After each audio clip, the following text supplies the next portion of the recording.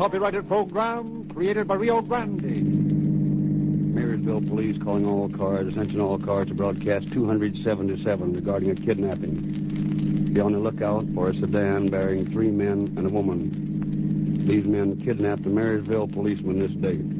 Exercise caution as they are armed and dangerous. That's all. Rose and quit.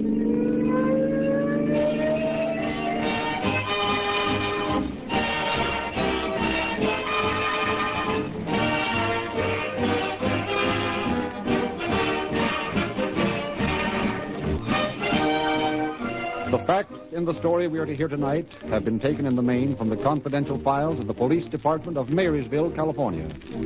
We have therefore asked Chief of Police Darrell LaFortune to prepare a foreword to our program. Good evening, ladies and gentlemen. It is a privilege to be able tonight to greet you as a guest of Calling All Cars. It is part of the cooperation which law enforcement agencies are showing in their effort tonight to point out the losing nature of life of crime. Such cooperation between law enforcement officers and all others in this work is vital to the success of the battle against crime. If every group of authorities seek only to cover themselves with glory and refuse to cooperate with other groups, the criminal element has a distinct advantage.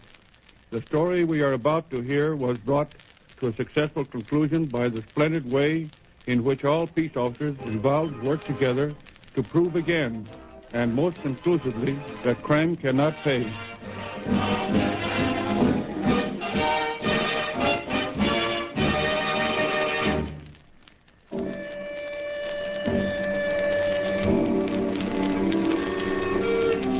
A low moon hung over the little desert town of Battle Mountain, Nevada. It was long after midnight, 1:30 o'clock in the early morning of July 15th, 1932. At the upper end of the town, 2 men were working furtively in the shadows as they attempted to break the lock of Battle Mountain's leading store, while a third stood beside a small sedan parked nearby. How you making that, Jack? Okay. A couple more pries on have her. Well, Here. Hold this a minute, will you? I want to get some hey, Jack. I thought I heard something down there by the corner of the building. You're getting jumpy, chick. I can't hear anything. Yeah, maybe so. I could have sworn I heard someone there. Unless there was anybody around Henry to see them. But do you suppose I'm making him stand out there by the car? Yeah, sure, I know. There. One more like that, and we'll have the lock snapped off. Now give me back Hey, that. Jack, there is somebody coming. I just saw his shadow on that board sidewalk. Shut up, chicken. Listen. There. You hear that? Come on. Duck behind the sedan, and quick. He's still coming. I guess he saw us all right. Why didn't you tip us, Henry? I didn't see him till you fellas did, Jack. I'm just going to give the signal when you look back here. Okay. Well, hold your guns ready, boys. I got a hunch it's a cop. All right, you fellas. Put up your hands and come out in the open. It's the law. It's the marshal, boss. Yeah, I know. Let him have it, boys. One of us got him, Jack. He dropped in his tracks. Stop, or I'll feel you pull a lead. And we must have only winged him. He's firing at us. Well, you know what to do, don't you? That ought to hold him. Come on. Duck into the valley.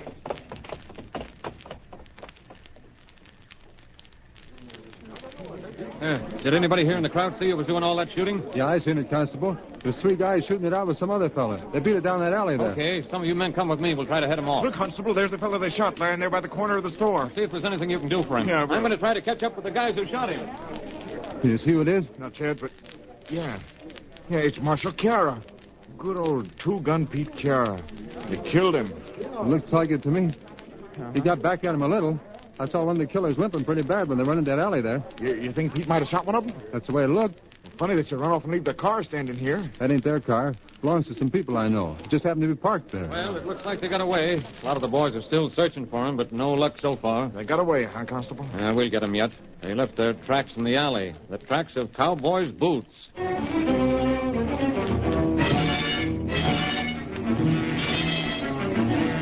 Shortly after his arrival at the scene of Marshal Chiara's tragic killing, Sheriff James Moore of Lander County sent a rush call to Detective Richard Heap at Reno. Detective Heap immediately uncovered 2 important clues. A limp, plainly discernible in one of the bandits' tracks, and an excellent palm print from the fender of the parked automobile. But it remained for M.A. Carpenter, a detective of Marysville, California, to give meaning to these clues. You able to make anything out of what he dug up, Mr. Carpenter? I certainly was, Sheriff. Plenty. I mean, you got a lead out of that palm print? No, not the palm print. Identifying the killer through that would be mostly a matter of luck. What then? Tracks? That's it exactly. Those boot prints showing the limp. What about them? Sheriff, only one man in the West makes boot tracks like that. And that man is Jack Weston. Jack Weston? You mean the man they call the last outlaw of the Old West? That's just who I mean. But, how can you be sure? Besides the evidence of those boot prints, Jack Weston is the only man I know who could outdraw Two-Gun Pete Chiera. If that's the case, he's going to be a tough man to catch. That may be, but none of them are too tough to be caught eventually. I've followed Weston's career since way back in 1900 when he and his brother Ed started out stealing horses in the state of Washington. He's been getting away with his lawlessness for a long time now, Mr. Carpenter. I don't know what... Jack hasn't entirely gotten away with it. He's done time before. And when we get him this time, he'll likely hang. And if he keeps on leaving a trail of telltale boot prints, we'll have him before you know it.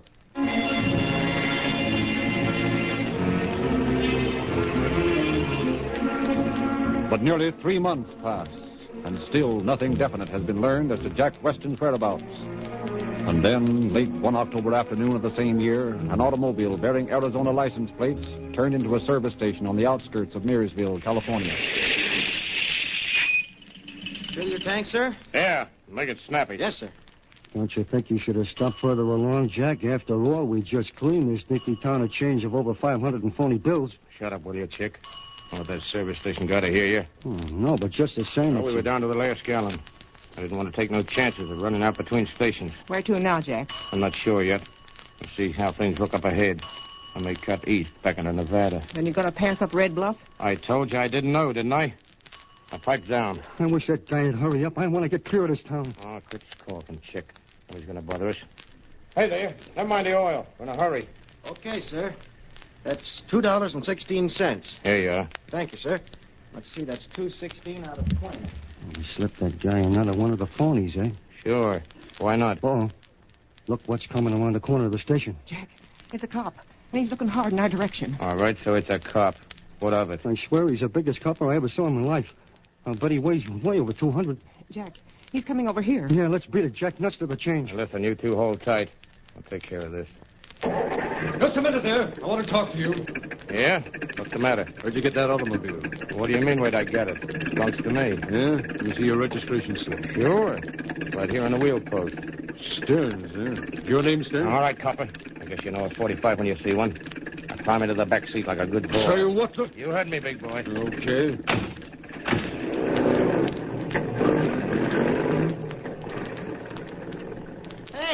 Hey, come back here. Operator, give me the police department. Hello? Say, look, 3 people, 2 men and a woman just drove out of my service station with Officer LaBouffe in their car. I think they kidnapped him. Yeah. It was a new car with Arizona license plates and... What? Well, they're heading north on the Bangor Road, it looks like. Yeah.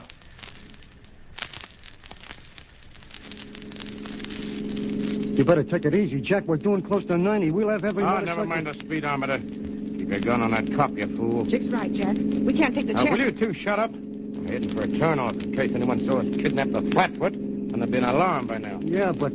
But nothing. I want to get to that turnoff before they string a blockade out. Until that, we'll be okay. Oh, yeah? That's what you think, Mr. Quiet down, copper. You think you're going to get away with this? You're crazy. Listen, Flatfoot, don't worry about us. We'll be all right. You better start worrying about yourself.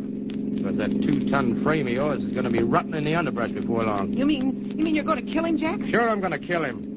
You don't think I'd let him go so he could blab all he knows? Oh, yes, but Jack... Oh, stop whining. I'm running the show. It can't be very far to that turnoff now, Jack.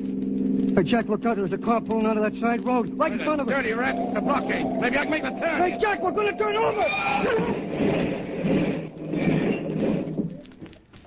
Oh, gee. Oh, there was a break in here. Hey, anybody hurt? I don't think so. Are you all right, Chick? Yeah, I guess so. Shook up a little is all.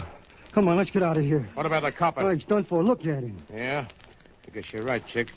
Well, let's get going. Make for the woods there. Okay, Jack, we're right behind you.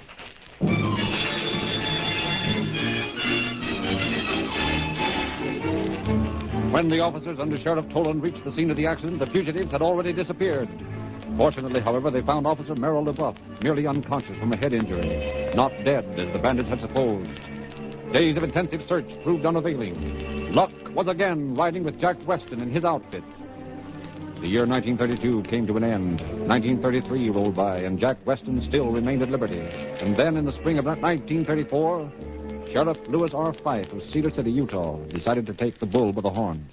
I tell you, these wool robberies have got to stop. The ranchers around here have taken about all they can stand. Something's got to be done, and done soon.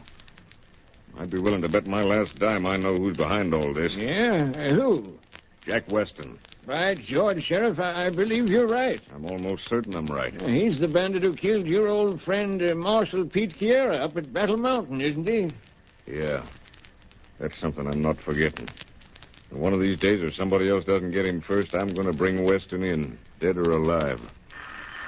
Hold on a minute.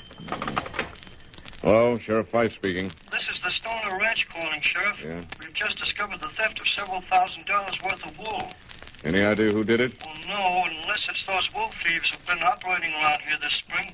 Okay, I'll be right out. Unless I'm very much mistaken, it's Weston and his outfit again. They've robbed the Stoner Ranch. Yeah? Come on, let's get on out there. I'm going to bring in those wool thieves if it's the last thing I ever do.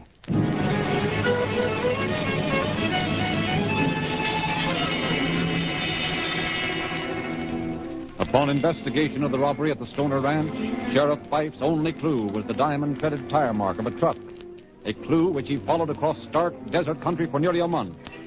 And then, early one morning, near the abandoned Homestake Mine, 30 miles west of Cedar City, he came across the now familiar tracks leading to an arroyo, and knew that at last he had his quarry cornered.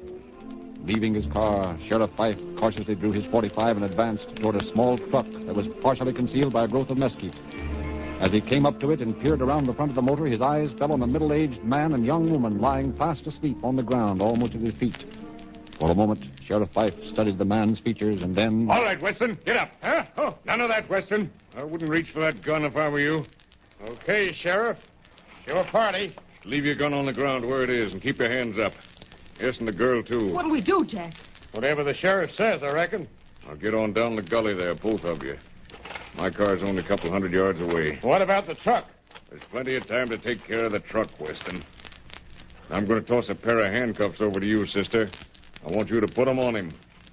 Shall I, Jack? Sure. What else can you do? All right, hurry it up. Now then, get moving. Okay. Don't get such a stew. Yeah, just keep ahead of me there and no tricks. Yeah.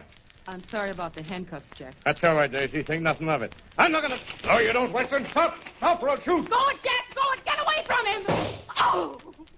You've killed him. You dirty rat! You've killed him! Maybe I have. If I did, he asked for it. Oh, Jack. Oh, Jack. I'm going after my car. Don't try to get away because it won't do you any good. I won't be but a minute, and you take it easy. If Weston don't die, we'll get him patched up when we get back to town. Jack, say something. What I told you now, no funny business. Daisy. Oh, Jack. Now, shut up and listen. The minute he gets out of sight, you dash back to the truck and bring me my shotgun. You get it? Okay, sweet. If the louse hadn't pumped the slug into my back, I'd go myself. Does it hurt very bad, Jack? Never mind that. Is he out of sight yet? Yeah. And beat it and get that shotgun. Okay. No. I'll make that filthy sheriff pay for this. Just you wait, wise guy. Just wait.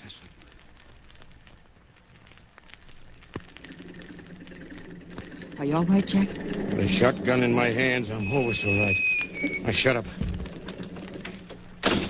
My turn now, Sheriff, huh? Get him up and be quick about it. Oh, what? Now, you heard me. Get him up. Okay, Weston. Kind of looks like your luck still holds, doesn't it? Sure, why not?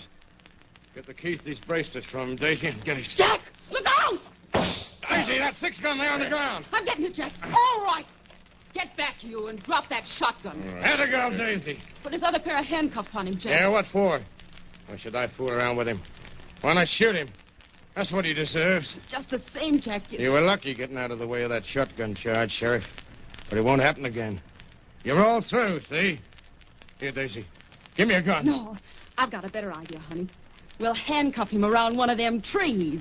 This lug is gonna die a slow death. Swell. You've got brains, Sugar. Hey, this tree right here's as good as any. Trunk's about a foot thick. Now get over there, Sheriff. The lady's gonna make you nice and comfortable. You really mean you'd do a thing like this to anyone, Weston? Why, sure. Now get your arms around that tree trunk. No, not there. Under the big branch. There. That's it. Now. There. That ought to hold you for a while, Sheriff. Now, come on, Jack. Let me help you up again. Let's beat it out of here. Beat it nothing. Get some gasoline out of the truck, Daisy. Gasoline? Sure. I'm going to pour it over this dirty rat and set him on fire. Oh, huh? Jack, no. I said yes. Gonna do what I say. I'm going to burn him alive. That's what I'm going to do. Jack. No. Jack, what is it? It's a slug. I guess maybe it worse than I thought. Here, hold on to me, darling. I'll get you to the sheriff's car somehow. Oh, take it easy, Daisy. Take it easy. I will, dear. See, it's just this step or If two. it wasn't for this confounded bullet in my back, I could stay here and watch that skunk die. Here we are, Jack. Now, let me help you up into the seat. Oh. There, now. You'll be all right. Yeah, sure. Now, let's get out of here.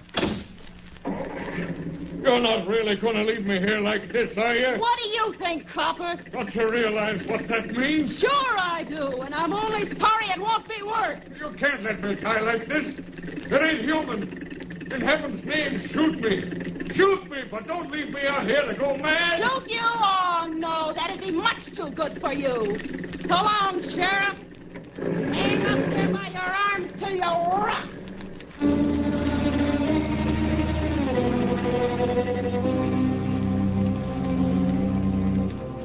Hours dragged by. A noonday sun scorched down upon Sheriff Fife, burning into his brain. Overhead, a circle of ominous dark birds swooped ever lower, their beady eyes fastened upon the helpless man awaiting the moment when life should leave his tortured body. Desperately, he racked his wits for a solution to the problem of horror confronting him. Suddenly, a daring scheme presented itself. Matches were in his pocket. The bark of the cedar was dry, highly inflammable. He would burn down the tree. He might be roasted alive in the process, but it was a chance for freedom. Time and again, the bark ignited and seared the officer's hands. But always the flame burned out before being able to ripen into a blaze. At the end of an hour, Fife was forced to abandon the plan. Feverishly, he searched his mind for yet another solution. Yet he was Caught like an animal in a trap. Caught. But it's easier for the animal. He can't think. He can't picture the torments that lie ahead of him. Can't visualize the agonizing death that comes with hunger and thirst, burning heat. Sometimes an animal gnaws off the foot that holds him in the trap. An animal has the courage. But so have I. So have I.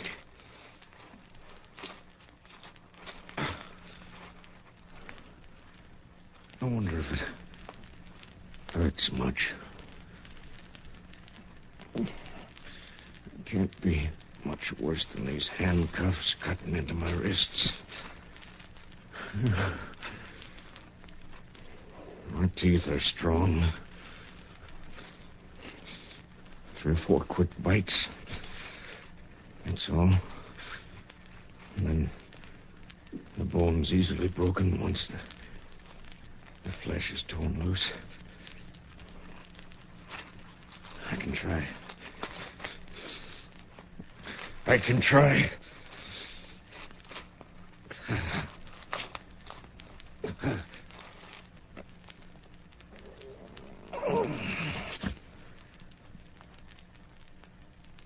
No, it's no use. I can't reach beyond my shoulder. But I've got to live. I've got to get Jack Weston. He's like all you buzzards flying around up there. Only worse. Do you hear me? Only worse. He left me here alone. But you're keeping me company. You keep circling lower and lower. Pretty soon you won't be much higher than the top of this tree.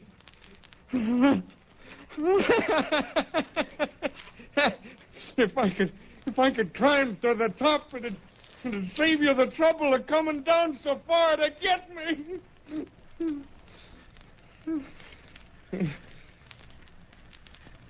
Climb to the top. Why not? Why not climb over the top of the tree?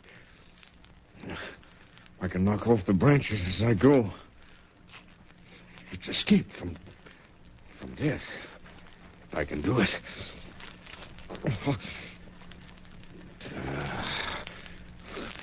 I forgot this lower branch. It's 4 inches thick. I never could knock that one off.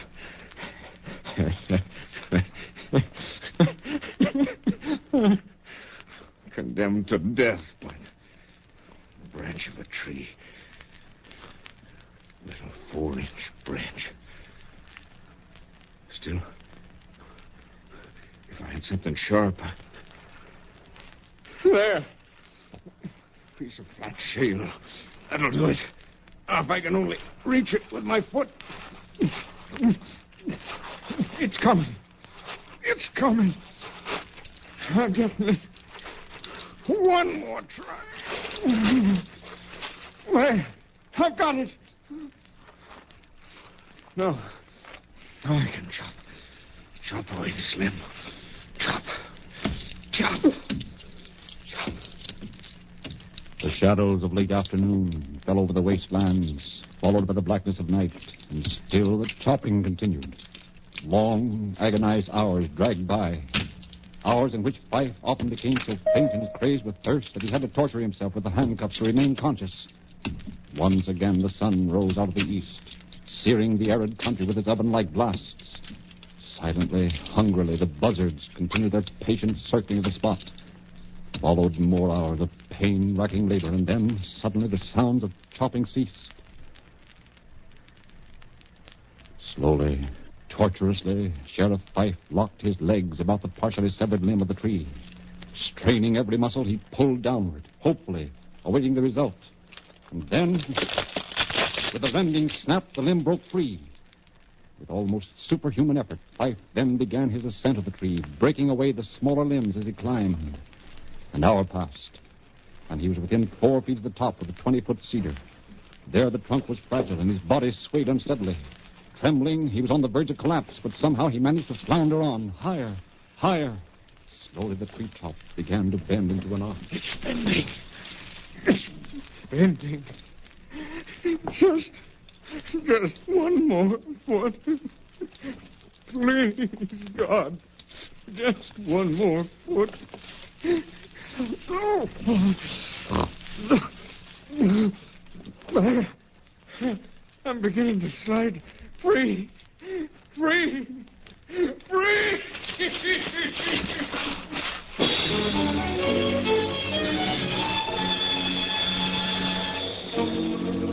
Only through sheer force of will did Sheriff Fife, still locked in handcuffs, manage the 14 miles of grueling march towards Cedar City before being picked up by a rancher.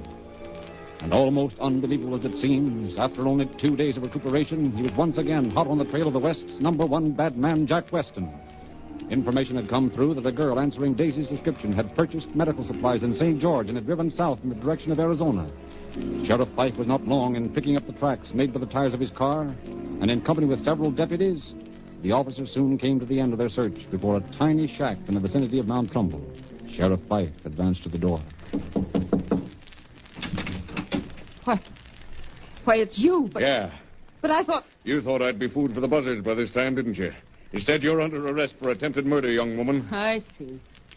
All right, I'll go with you. Where's Jack Weston? He ain't here. Ain't here, eh? Come on, we're going to take a look through the house. You can see for yourself there's no one in this room. Ain't but 2 other rooms in the house. Well, we'll take a look at him anyway. Hey, what's your name? Margaret Carter. Margaret Carter. Why'd Jack call you Daisy? If you don't like my name, you know what you can do. Come on now. Where's Jack Weston? Jack is far away. Well, I'm going to find out. You were right about his not being in the house, but I got a hunch he's not far from here. One of the men just found your car, Sheriff. He did, eh? What about Weston, Captain? There's no sign of Weston. Well, let's take a look at the car. Come on, Daisy, or Margaret, or whatever your name is. Okay. You see, the car's right there by that clump of mesquite. Oh, yeah. What are the men digging over there for? We found a place where the earth had been disturbed. Thought maybe Weston might have buried something there. Well, what's that for? What's the matter with you? Oh, nothing. Hey, Sheriff, it's a body we just found in that pit. The boys are bringing it out now. A body? Whose, do you know? Well, there, the boys have it out. Maybe someone can identify it. Why, it's Jack Weston. Yes, it's Jack. I buried him there myself.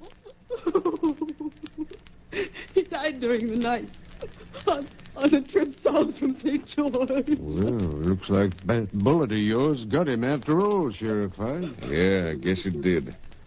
And it left the West that much better place to live in.